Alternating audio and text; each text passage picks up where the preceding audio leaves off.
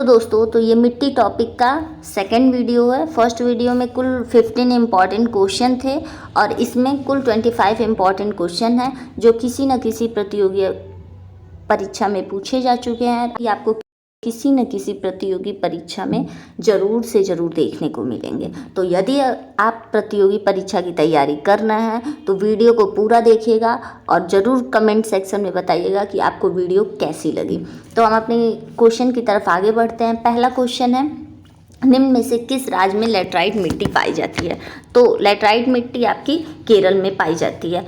आप सबको पता होगा कि उत्तर प्रदेश में जलोढ़ मिट्टी पाई जाती है। ऑप्शन बी में है महाराष्ट्र और गुजरात वाले एरिया में काली मिट्टी पाई जाती है और बिहार में भी आपकी जलोढ़ मिट्टी पाई जाती है। तो हमारा सेकंड क्वेश्चन है, चाय, कॉफ़ी और रबड़ के लिए कौन सी मिट्टी सबसे उपयुक्त मानी जाती है? तो दोस्तों, चाय, कॉफ़ी और रबड़ के लिए जो सबसे उपयुक्त मिट्टी मानी जाती है वो है आपकी लैटराइट मिट्टी। और काली मिट्टी में कौन सी फसल सबसे अच्छी से होती है? तो काली मिट्टी में आपकी कपास सबसे अच्छे से होती है।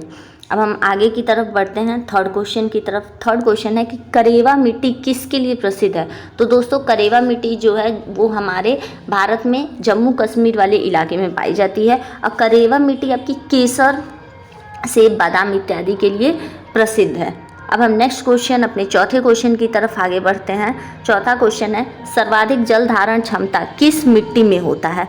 तो सर्वाधिक जल धारण क्षमता जो है वो आपकी काली मिट्टी में होता है। और काली मिट्टी ऐसी मिट्टी है जो सूखने पर उसमें दरारें पड़ जाती है।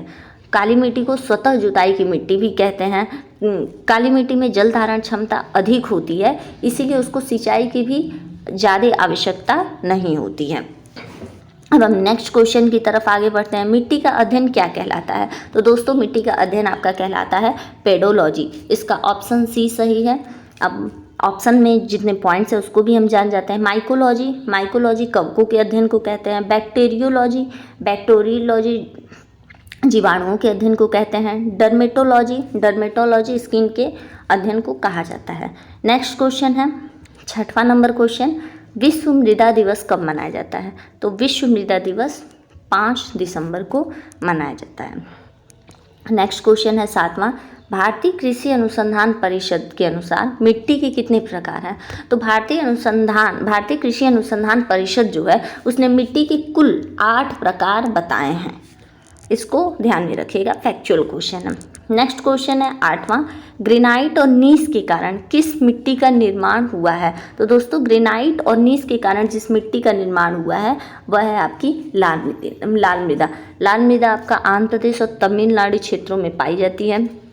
इसको लाल मृदा इसलिए कहा जाता है क्योंकि इसका रंग जो है वो लाल होता है और लौह ऑक्साइड के कारण लाल मृदा का रंग लाल होता है। अब हम आगे बढ़ते हैं अपने 9वें क्वेश्चन की तरफ। 9वां क्वेश्चन है, लाल मृदा का रंग लाल किस कारण से है? अभी मैंने आपको बताया कि लाल मृदा का रंग जो है वो लौह ऑक्साइड के कारण लाल होता है, इसलिए इसका ऑप्शन बी जो है वो करेक्ट ऑप्शन है। पहले ऑप्शन में दिया है टिटनिफेरस मैग्नेटाइट, यह काला रंग देता है काली मृदा को। तो अगर क्वेश्चन पूछता है कि काली मृदा का रंग काला किसके कारण है, तो इसका आंसर होगा टिटनिफेरस मैग्नेटाइट के कारण। और लाल मृदा का रंग लाल किस कारण होता है? तो लौह ऑक्साइड के कारण होता है। अब हम अपने 10वें क्वेश्चन की तरफ आगे बढ़ते हैं। 10वां क्वेश्चन है कि मैंग्रोव वनस्पति किस मृदा में पाई जाती है? देखिए दोस्तों, मैंग्रोव वनस्पति जो होती है वो लवणीय और दलदलीय मृदा में पाई जाती है। अधिकतर यह समुद्रों के किनारे, नदियों के किनारे पाई जाती हैं। इनकी जो जड़ें होती हैं वो बहुत ही मजबूत होती हैं।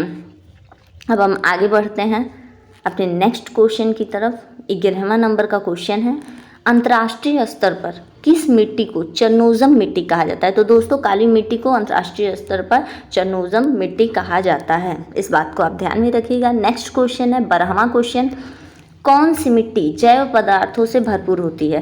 तो देखिए, काली मिट्टी या जलोढ़ मिट्टी, आप दोनों लोग आप सब 2 ऑप्शन में बहुत कंफ्यूज होंगे, लेकिन इसका राइट आंसर जो है वो काली मिट्टी है। काली मिट्टी जो है वो जैव पदार्थों से भरपूर होती है। अब हम अपने 13वां क्वेश्चन देखते हैं। 13वां क्वेश्चन है, निम्न मिट्टियों को अवरोही क्रम में लगाइए। मैंने पिछले वीडियो में ही आप लोग को बताया था कि सर्वाधिक क्षेत्र पे जो विस्तृत मिट्टी है वो जलोढ़ मिट्टी है। इसका विस्तार जो है ये भारतीय भूभाग के 43% क्षेत्र पर फैली हुई है। तो अवरोही क्रम में लगाना है, मतलब घटते हुए क्रम में। तो डी, ऑप्शन डी, ये दोनों, इन दोनों में से ही कोई आंसर होगा। देखिए दोस्तों, अभी मैंने ध्यान दिया ये दोनों ऑप्शन सेम है, तो दोनों ही आंसर होगा। लेकिन मैं बता देती हूँ, जलोढ़ मृदा सर्वाधिक विस्तृत है। उसके बाद आपका लाल मृदा है। लाल मृदा कुल 18% क्षेत्रों पर फैला हुआ है। उसके बाद थर्ड पे है हमारी काली मृदा जो कि 15% क्षेत्र पर फैला हुआ है। और उसके बाद है पीली मृदा। तो इन तीनों का परसेंटेज जलोढ़, लाल और काली को ध्यान में रखिएगा आप लोग। ये मोस्ट इंपॉर्टेंट क्वेश्चन है, बहुत सारे एग्जाम में आ चुका है। अब हम नेक्स्ट क्वेश्चन की तरफ आगे बढ़ते हैं। 14वां नंबर क्वेश्चन। 14वां नंबर क्वेश्चन है हमारा, भारतीय मृदा में सामान्यतः किस तत्व का अभाव पाया जाता है। तो दोस्तों, भारत की सभी प्रकार की मिट्टी में नाइट्रोजन की कमी पाई जाती है। तो इसका 14वां का ऑप्शन ए जो है वो राइट आंसर होगा। हमारा 15 नंबर क्वेश्चन है कि काली मृदा में किन पोषक तत्वों की कमी होती है। अभी हमने देखा कि नाइट्रोजन जो होता है वो भारत की सभी मृदाओं में नाइट्रोजन की कमी होती है। तो ऑप्शन सी इसका करेक्ट आंसर होगा। काली मृदा में नाइट्रोजन और फास्फोरस की कमी होती है। अब हमारा नेक्स्ट क्वेश्चन है 16वां नंबर क्वेश्चन। स्वतः जुताई की मिट्टी कहा जाता है। कौन सी ऐसी मिट्टी है जिसे स्वतः जुताई की मिट्टी कहा जाता है। तो काली मिट्टी को कहा जाता है, क्योंकि काली मिट्टी सूखने पर उनमें दरार पड़ जाती है, इसीलिए उसे स्वतः जुताई की मिट्टी भी कहा जाता है। नेक्स्ट क्वेश्चन 17वां नंबर क्वेश्चन कि काली मिट्टी के संबंध में निम्न कथनों में से कौन सा कथन गलत है। देखिए दोस्तों, आप लोग ध्यान रखिएगा, गलत पूछा है, सही नहीं पूछा है। तो काली मिट्टी को रेगुर मिट्टी कहा जाता है, एकदम सही है। काली मिट्टी में नमी धारण करने की क्षमता अधिक होती है, एकदम सही है। काली मिट्टी का रंग काला लौह ऑक्साइड के कारण होता है, तो ये ऑप्शन गलत है। इसमें गलत पूछा था, तो 17 का ऑप्शन सी ही आपका सही आंसर है। लौह ऑक्साइड लाल रंग प्रदान करता है। लाल मृदा का रंग लाल जो होता है वो लौह ऑक्साइड के कारण होता है, और काली मृदा का रंग काला होता है वो टिटनेफेरस मैग्नेटाइट के कारण होता है। अब हम अपने नेक्स्ट क्वेश्चन की तरफ आगे बढ़ते हैं। 18वां नंबर क्वेश्चन है, भारत में लाल मिट्टी का विस्तार निम्न में से किन राज्यों में अधिक है। मैं पहले ही बता चुकी हूँ कि जो हमारी लाल मिट्टी है वो आंध्र प्रदेश और तमिलनाडु वाले इलाके में पाई जाती है। महाराष्ट्र में आपकी काली मिट्टी पाई जाती है, उत्तर प्रदेश में जलोढ़ मिट्टी पाई जाती है, उड़ीसा में भी जलोढ़ मिट्टी पाई जाती है। अब हम 19वें क्वेश्चन की तरफ आगे बढ़ते हैं। 19वां नंबर क्वेश्चन है, किस मिट्टी में लोहे और एल्यूमिनियम की अधिकता पाई जाती है। तो दोस्तों, इसका आंसर होगा लैटराइट मिट्टी। लैटराइट मिट्टी में लोहे और एल्यूमिनियम की अधिकता पाई जाती है।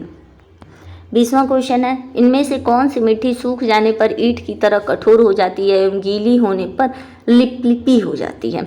तो इसका आंसर है लैटराइट मिट्टी। लैटराइट मिट्टी वह मिट्टी है जो ईंट की तरह कठोर होती है एवं गीली होने पर लिपलिपी हो जाती है। लिपलिपी का मतलब लिपलिपी इन द सेंस कि दही जैसे हो जाती है। तो इसका 20वां का ऑप्शन डी करेक्ट आंसर होगा। अब हम आगे की तरफ बढ़ते हैं अपने 21वें क्वेश्चन की तरफ। निम्न कथनों को ध्यानपूर्वक पढ़िए और उत्तर दीजिए। अम्लीय मृदा का पीएच मान 7 से कम होता है।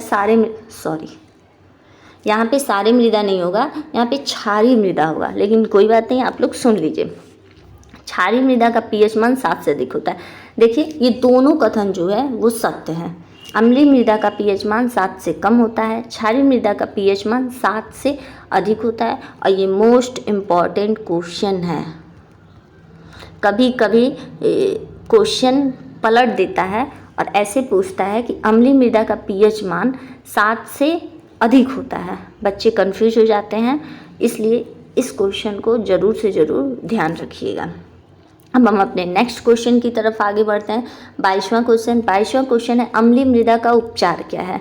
चूना, बूझा चूना, दोनों कथन सत्य हैं। तो देखिए, इसका आंसर होगा सी, कैल्शियम कार्बोनेट और कैल्शियम हाइड्रोक्साइड, जिसे चूना बूझा चूना भी कहते हैं, वो अम्लीय मृदा का उपचार है।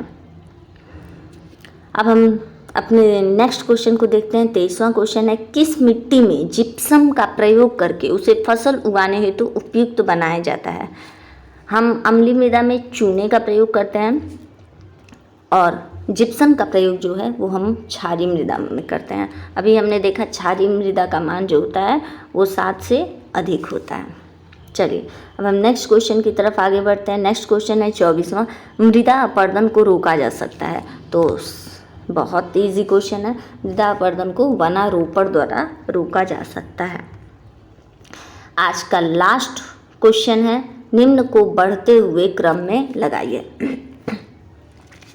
तो splash erosion, seat erosion, reel erosion, गली इरोजन, स्ट्रीम बैंक इरोजन। तो देखिए इसका ऑप्शन ए ही सही है। ये पांचों अपने क्रम में ही लगे हुए हैं। देखिए जब बारिश की बूंदें पड़ती हैं धरती पे तो मिट्टी के कण आपस में अलग होते हैं, तो उनको छींटेदार अपरदन कहते हैं। उसके बाद बारिश अधिक होने पर जब मिट्टी की ऊपरी परत बह जाती है तो इसे परत अपरदन कहा जाता है। और थोड़ी सी बारिश अधिक होने पर जहाँ पे छोटी छोटी नालियाँ बन जाती है, मिट्टी कट के छोटी छोटी नालियाँ बना देती हैं, उनको छोटी नाली अपरदन कहा जाता है। वही छोटी नाली जब थोड़ी सी और बड़ी हो जाती है उसको बड़ी नाली अपरदन कहते हैं। और तटीय अपरदन या अवनालिका अपरदन, स्ट्रीम बैंक इरोजन, जहाँ पे बहुत ज़्यादा चौड़ी चौड़ी नालियाँ बन जाती हैं, गड्ढे बन जाते हैं, जिन्हें महाखड्ड भी कहा जाता है, इसे तटीय अपरदन या फिर अवनालिका अपरदन कहते हैं। तो आप लोग इसे इंग्लिश में ही याद कर लीजिए तो बेटर रहेगा, इसीलिए मैंने यहाँ पे इंग्लिश को ही प्रेफरेंस दी है। तो दोस्तों आज का ये वीडियो समाप्त होता है और मिट्टी टॉपिक भी समाप्त होता है।